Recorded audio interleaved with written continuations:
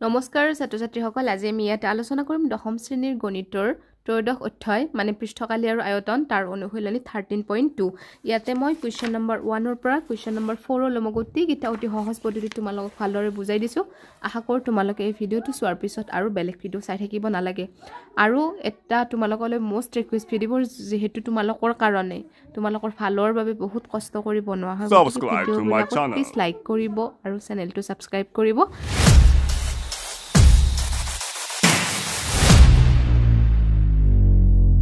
গতিকে এতিয়া আমি বেছি দেৰি নকৰো আৰু গণিতটো কৰো এক নম্বৰটোত আমাক দি থৈ দিছে যে শংকু আকৃতিৰ এটা গোটা বস্তু এটা অৰ্ধগোলকৰ ওপৰত থিয় হৈ আছে য'ত শীৰ্ষ দুয়োটাৰ ব্যাসাৰ্ধ হ'ল 1 সেন্টিমিটাৰ আৰু শংকুৰ উচ্চতা ইয়াৰ ব্যাসাৰ্ধৰ সমান গোটা বস্তুটোৰ আয়তন পাইৰ মানেৰে নিৰ্ণয় কৰা এতিয়া আমাক প্ৰশ্নটোত কি কৈছে এটা বুলে এনেকুৱা শংকু আকৃতিৰ সেই শংকুটো মানে আমাৰ এটা বুলে অৰ্ধগোলকৰ ওপৰত এনেকুৱাকে মানে থিয় হৈ থকা বুলি কৈছে ঠিক আছে গতিকে তাত আমাক কি দি থৈ দিছে মানে হিয়াৰ মানে ইয়াত দি থৈ দিছে যে কি দি থৈ দিছে আমাক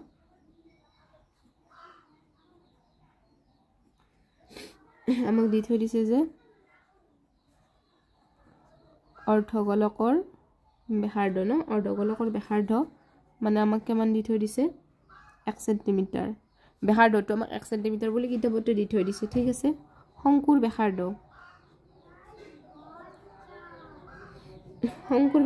কিমান হ'ব যেহেতু সেম বস্তুৰ ওপৰত থিয় হৈছে দুৰে কিমান হ'ব এটো 1 সেন্টিমিটাৰে হ'ব বুজি পাইছা নে নাই হেতুৱে তাৰ পিছত আমি লিখবা লাগিব যে কি শংকুৰ উচ্চতাটো আমাৰ কিমান হ'ব h = 1 সেন্টিমিটাৰ আমি লিখবা লাগিব যে এতেকে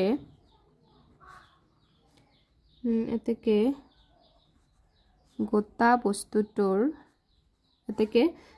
বস্তুটোৰ আয়তন ইকুৱেল টু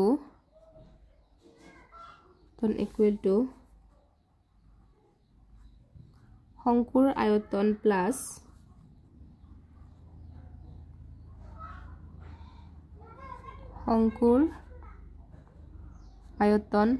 অৰ্ধগোলকৰ আয়তন শংকুৰ আয়তনৰ সূত্ৰটো আছিল 1/3 পাই r স্কয়াৰ h অৰ্ধগোলকটো আছিল আমাৰ 2/3 পাই r কিউব এইবিলাক হৈছে আমাৰ সূত্ৰ গতিবিলাক মনত ৰাখিবা এটা আমি 1/3 কমন ল'ব পাৰো পাই কমন ল'ব পাৰো r কমন ল'ব পাৰো না আৰু r ৰ মানটো সবৰে 1 হয়নে গতিকে ব্ৰেকেটৰ ভিতৰত আমাৰ কিমান থাকিব অনলি r স্কয়াৰ কমন ললো ব্ৰেকেটৰ ভিতৰত থাকিল আমাৰ h + 2 পাই অকলখিনি বস্তু থাকিল নে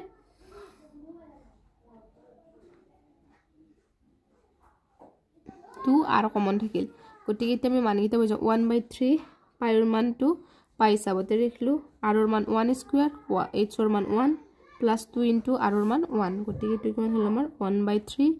* পাই 1 মানে তো 1 গতিকে 1 + 2 গুণ 2 একে কিমান হ'ব আমাৰ এটো 3 হ'ব গতিকে 3 ক্যান্সেল কৰ অনলি কিমান থাকিল 3 এইটো आंसर বুজি পাইছা তোমালোক গতিকে এতিয়া আমাক 2 নম্বৰটোত কি কৈছে 2 নম্বৰটোত কৈছে যে ৰাসেল এনজন ইঞ্জিনিয়াৰিংৰ ছাত্ৰ তেওঁক এখন পাতল এলুমিনিয়ামৰ পাতৰ সহায়ত দুই মূৰে দুটা শংকু সহ এটা বেলনাকৃতিৰ আৰি প্ৰস্তুত কৰিবলৈ কোৱা হ'ল আৰিৰ ব্যাস হ'ল 3 সেন্টিমিটাৰ আৰু দৈৰ্ঘ্য 12 সেন্টিমিটাৰ যদি প্ৰতিটো শংকুৰ দৈৰ্ঘ্য 2 সেন্টিমিটাৰ হয় তেন্তে ৰাসেলে প্ৰস্তুত কৰা আৰিত থকা বায়ুৰ আয়তন নিৰ্ণয় কৰা ঠিক আছে মানে আমাক 2 নম্বৰটোত কি কৈছে 2 নম্বৰটোত কৈছে যে এনেকে বুলে এটা বেলন আছে তাৰে বুলে দুই মূৰে দুটা কি আছে আমাৰ এনেকে দুই মূৰে দুটা শংকু আছে না দুই মূৰে দুটা এনেকে শংকু আছে গটিকে ইয়াৰ আমাৰ শংকুটোৰ দৈৰ্ঘ্য কিমান বুলি কৈছে 2 সেন্টিমিটাৰ এই শংকুটোৰ দৈৰ্ঘ্য কিমান বুলি এই শংকুকেইটাৰ দৈৰ্ঘ্য কিমান বুলি কৈছে 2 সেন্টিমিটাৰ আৰু এইখিনিটো আমি কিমান লিখিলো 2 সেন্টিমিটাৰ লিখলো হয়নে নাই তাৰ পিছত আৰু কৈছে যে ব্যাস আমাৰ কিমান বুলি কৈ থৈ দিছে ব্যাস 3 বুলি কৈ থৈ দিছে ব্যাস আমাক 3 সেন্টিমিটাৰ বুলি কৈ থৈ দিছে সাবস্ক্ৰাইব টু মাই চেনেল ব্যাস আমাক 3 সেন্টিমিটাৰ বুলি কৈ থৈ দিছে গটিকে এইখিনি বস্তু আমাক দিয়া আছে আমি এতিয়া লিখবা পাৰো যে হিয়াৰ মানে ইয়াত শংকুৰ দৈৰ্ঘ্য আমি কি লিখিম শংকুৰ উচ্চতাটো লিখিম ঠিক আছে শংকুৰ উচ্চতা এইচ ইকুৱেল টু আমাক কিমান দি থৈ দিছে 2 সেন্টিমিটাৰ শংকুৰ ব্যাসাৰ্ধ কিমান হ'ব আমাৰ ব্যাসাৰ্ধ r ইকুৱেল টু 3/2 মানে আমাৰ কিমান আছিল 3 সেন্টিমিটাৰ বুলি কৈ থৈ দিছিল আমাক ব্যাসটো গতিকে আমি যদি মানে 2 দি হৰণ কৰো কিমান হ'ব আমাৰ 1.5 সেন্টিমিটাৰ ব্যাসাৰ্ধটো গমে পাইছা ন এতে উচ্চতাটো কিন্তু আমাৰ 2 সেন্টিমিটাৰ দে এই উচ্চতাটো 2 সেন্টিমিটাৰ ব্যাস আমাক 3 বুলি কৈ থৈ দিছে তেকে আমাৰ ব্যাসাৰ্ধ কিমান হ'ব আমাৰ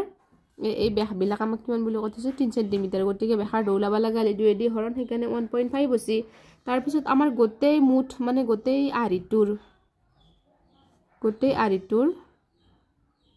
মুঠ উচ্চতা কিমান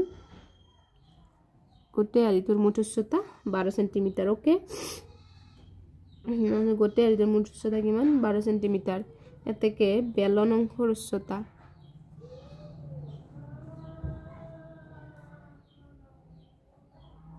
এতেকে বেলন অংশৰ উচ্চতা কিমান হ'ব আমাৰ h dash ইকুৱেল মানে অনলি বেলনখিনিৰ দে অনলি বেলনখিনিৰ উচ্চতা কিমান হ'ব h dash ইকুৱেল টু কাৰণ কিমান হ'ব আমাৰ 12 minus 2 into 2 কাৰণ শংকুৰখিনি আমি কি কৰি দিলো শংকুৰখিনি আমি কাৰণ শংকু যেটো দুটা আছে আৰু 2 সেন্টিমিটাৰ গেছ লকেনে -2 2 পুৰান হৈছে আৰু তো জখটো 2 সেন্টিমিটাৰ কে দুটাৰ কিমান হ'ব 4 নহব 12 পৰা 4 গলে কিমান আমাৰ 8 গতিকে বেলন অংশৰ উচ্চতা আমাৰ কিমান হ'ল আমাৰ 8 সেন্টিমিটাৰ তাৰ পিছত আমি তে লিখবা লাগব যে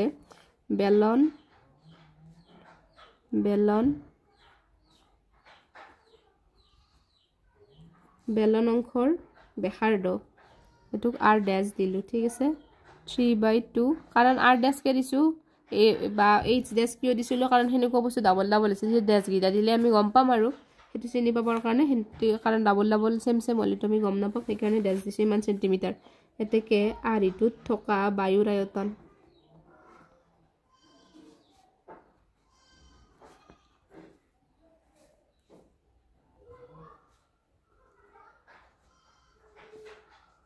আৰিটোত থকা বায়ুৰ আয়তন কেমন হ'ব আমাৰ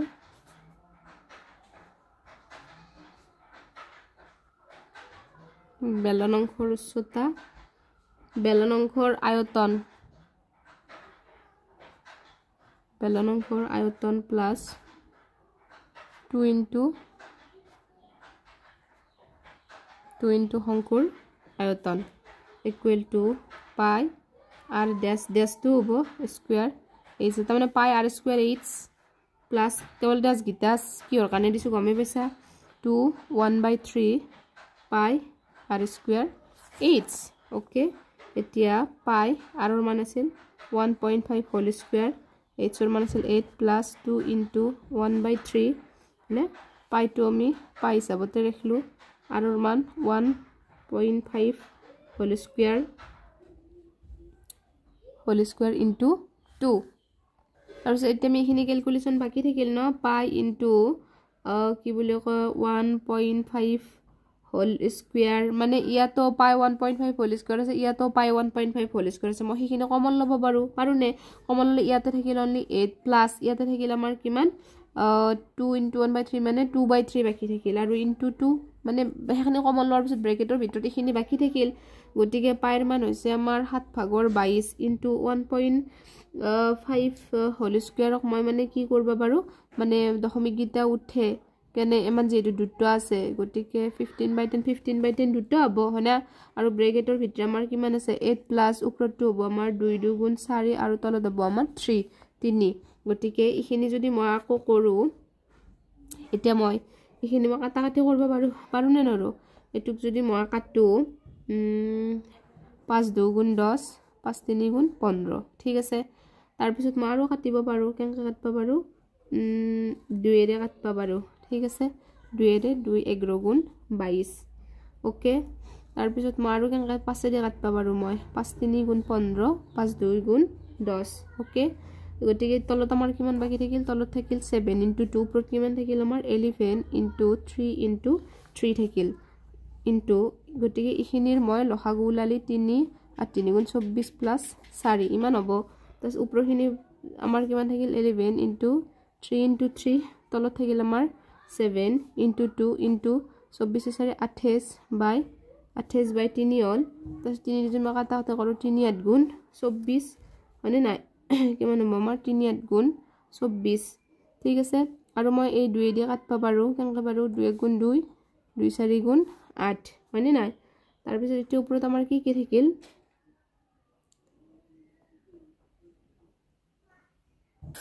সৰি মোৰ এটো অকনমান কাটিটো কত ভুল হৈ গৈছে দে একদমই সৰি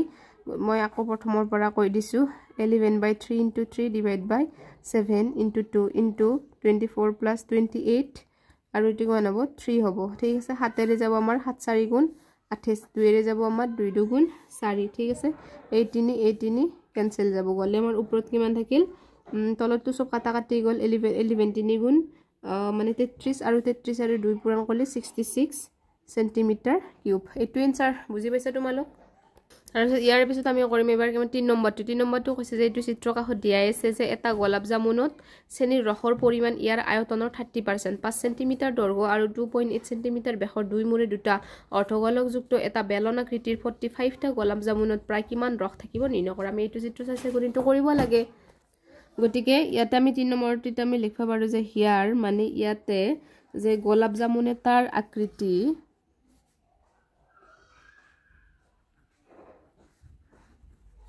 গোলাপ জামুন এটাৰ আকৃতি দুই মূৰে মানে গোলাপ জামুন এটাৰ আকৃতি দুই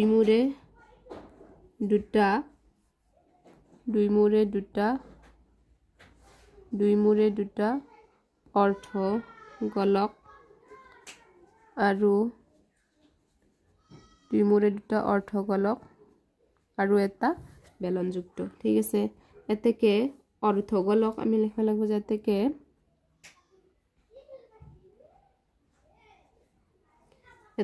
অৰ্ধ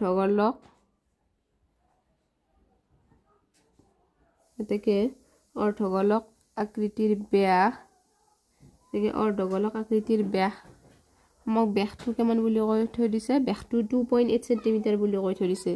ব্যাস 2.8 সেন্টিমিটাৰ হলি ব্যাসাৰ্ধ কিমান হ'ব ব্যাসাৰ্ধ মানে r 2.8ক 2 দি হৰণ কৰিলে কিমান হ'ব আমাৰ 1.4 সেন্টিমিটাৰ তাৰ পিছত মই লিখিম যে এটা মানে আছে এটা গোলক বস্তুৰ দৈৰ্ঘ্য আৰু আমাক কৈ থৈ দিছে যে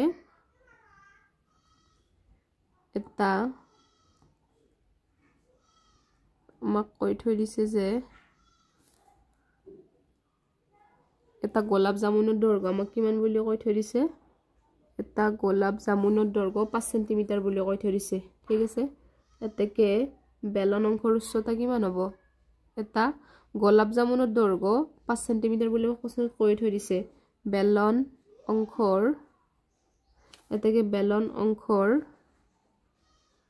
উচ্চতা h = কিমান হ'ব আমাৰ তাৰ মানে কি গোলাপ জামুনৰ দীঘলটো এটা গোলাপ জামুন 5 সেন্টিমিটাৰ দীঘল গোলাপ জামুনটো যদি আমাৰ 5 সেন্টিমিটাৰ দীঘল হয় তেন্তে বেলন অংশৰ উচ্চতা কি হ'ব আমাৰ 5 মাইনাস 5 সেন্টিমিটাৰ আছিল নাই হে 5 ৰ পৰাই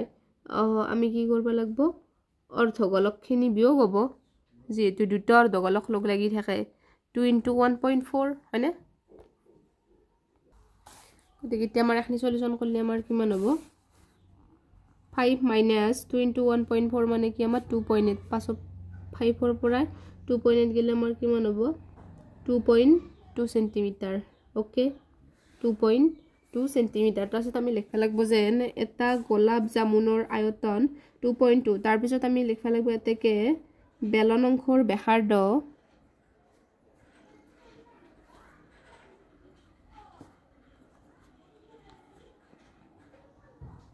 আমি লিখবা লাগব যে কি বেলন অংশৰ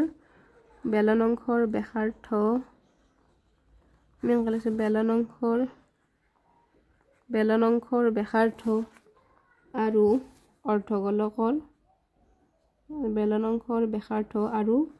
অৰ্ধগোলকৰ ব্যাসাৰ্ধ সমান হয়নে নাই তাৰ পিছত আমি লিখবা লাগব এতেকে এটা গোলাপ জামুনৰ আয়তন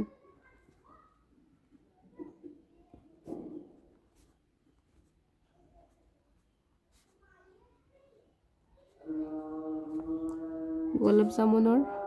আয়তন ইকুৱেল টু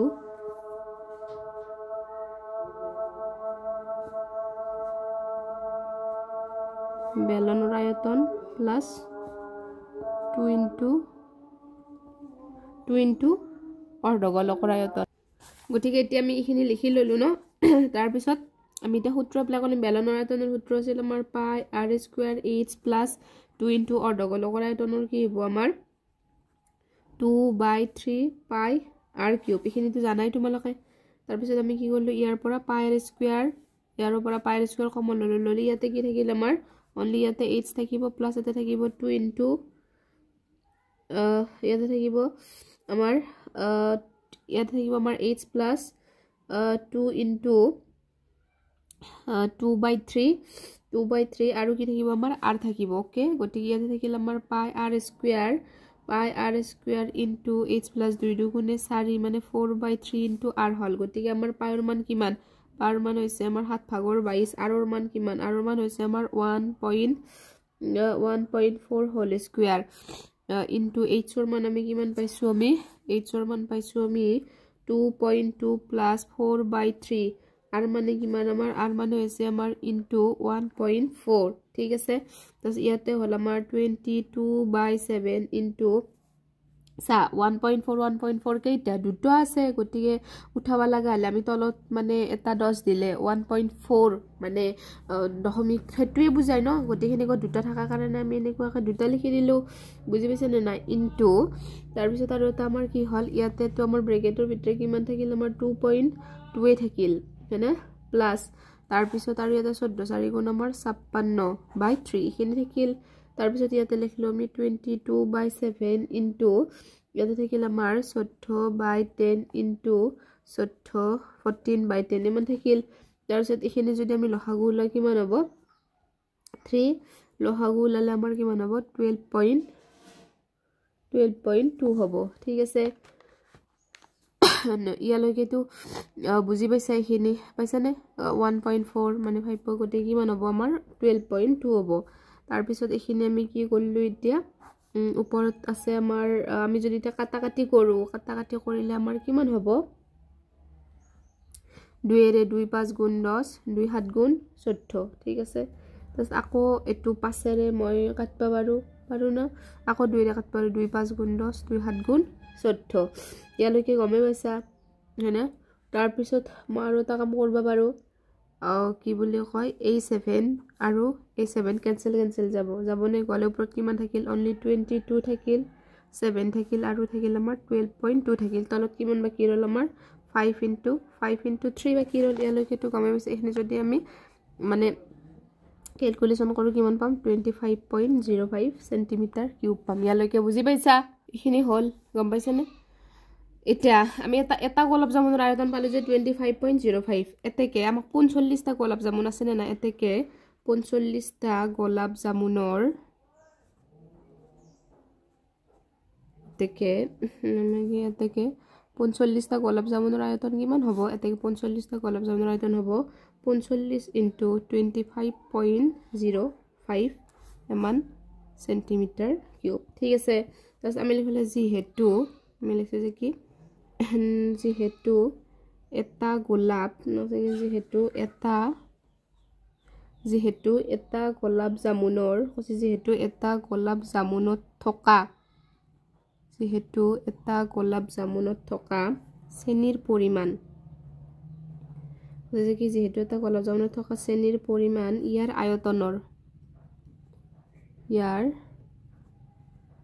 আয়তনৰ 30% এতেকে 45 টা গোলাপ জামুনত থকা চেনিৰ পৰিমাণ 45 টা গোলাপ জামুনত থকা চেনিৰ ৰসৰ পৰিমাণ আমাৰ কিমান হ'ব ইকুৱেল টু 30% of কিমান 45 into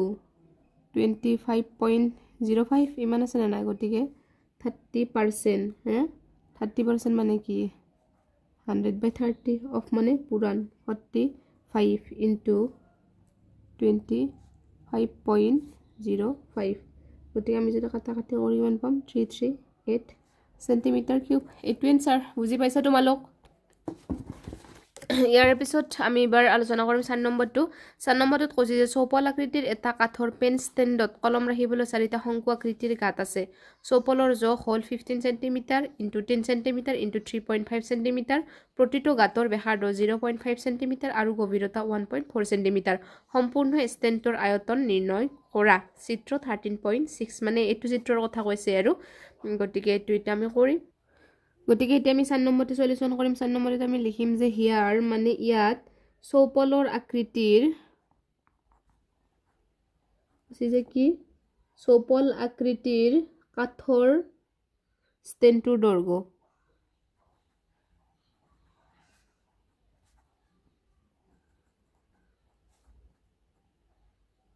চৌপল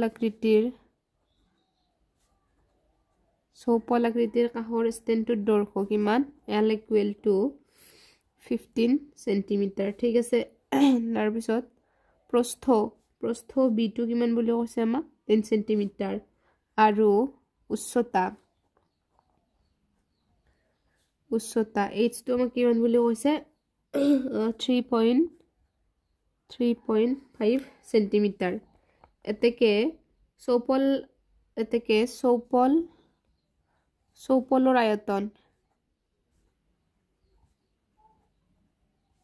চৌপলৰ আয়তন কিমান হ'ব আমাৰ L * B * H L ৰ মান 15 B ৰ মান 10 H ৰ মান 3.5 গতিকে যদি মই যোগ কৰো কিমান হ'ব আমাৰ 15 * 35 হ'ব দশমিক এটা উঠি গেলে 15 * 35 যিটো পূৰণ কৰিলে আমি পাম 525 cm³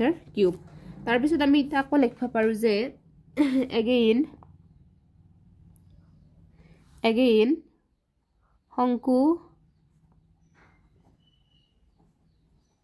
শংকু আকৃতিৰ পাতৰ ব্যাসাৰ্ধ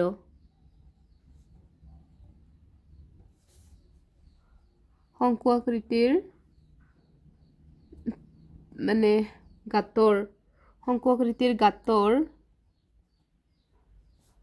ব্যাসাৰ্ধ R = কিমান 0.5 cm এইটো আমাক কিতাপত দিয়াই আছে আৰু গভীৰতা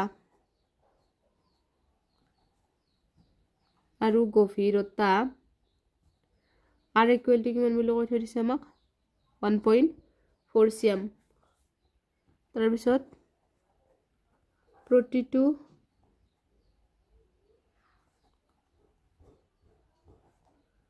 প্ৰতিটো শংকু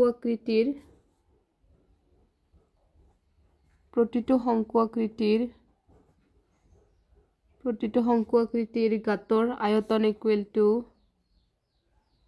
1/3 pi r² h হয়নে 1/3 pi r² h তাৰ পিছত লিখিলো আমি 1/3